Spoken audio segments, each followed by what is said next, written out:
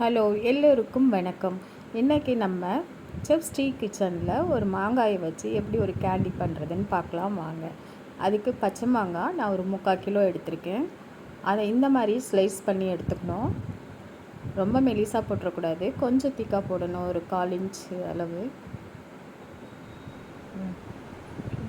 எடுத்துகிட்டு இதை நான் ஆவியில் வேக வச்சு எடுத்துக்க போகிறேன். இப்போது ஒரு இட்லி பானையில் நான் ஸ்டீம் பண்ணி எடுத்துக்கிறேன். இப்போ பாருங்கள், வெந்துருச்சு. கொஞ்சம் நேரத்துலேயே வெந்துடும், ஒரு 5 நிமிஷம் கூட ஆகாது. அதை கட் பண்ணி பார்த்திங்கன்னா நல்லா ஈஸியாக உடையணும், அந்த பக்குவத்தில் எடுத்துக்கணும். சாஃப்டாக இருக்கும் பாருங்கள். இப்போ பாருங்கள், கரண்டி வச்சு நசுக்குனாவே நசுங்கப்படுது. இப்போ இதை எடுத்துட்டு நல்லா கொஞ்சம் ஆறினோடனே, ரொம்ப ஆறக்கூடாது, கொஞ்சம் ஆறினதுக்கப்புறம் நான் 1 கப் சுகர் போடுறேன்.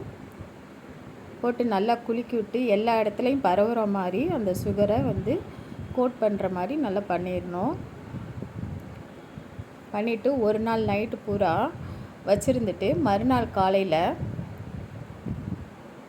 இதை எடுத்து வெயிலில் தனித்தனியாக வச்சு காய போடணும். அந்த தண்ணியை அப்படியே வச்சுருக்கணும். மறுநாளும் அந்த தண்ணிக்குள்ளார இந்த மேங்கோ பீஸெல்லாம் போட்டுட்டு ஃப்ரிட்ஜுக்குள்ளார வச்சுருங்க.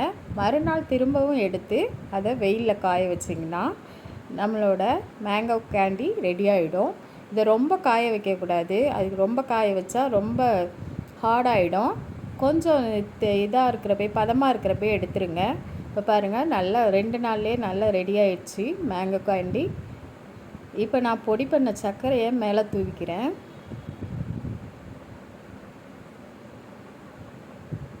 இது சாப்பிட நல்லாயிருக்கும், சின்ன குழந்தைங்க விரும்பி சாப்பிடுவாங்க. இந்த மாதிரி செஞ்சு கொடுங்க. ஸ்நாக்ஸ் இல்லாத டயத்தில் இதை சாப்பிட வைக்கலாம்.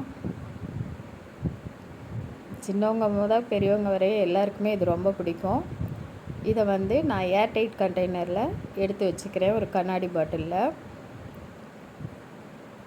இப்போ அருமையான மேங்கோ கேண்டி ரெடி ஆயிடுச்சு. இதே மாதிரி நீங்களும் செஞ்சு பாருங்கள், கமெண்ட் பண்ணுங்கள், சப்ஸ்கிரைப் பண்ணுங்கள் மறக்காமல். தேங்க்யூ. நன்றி, வணக்கம்.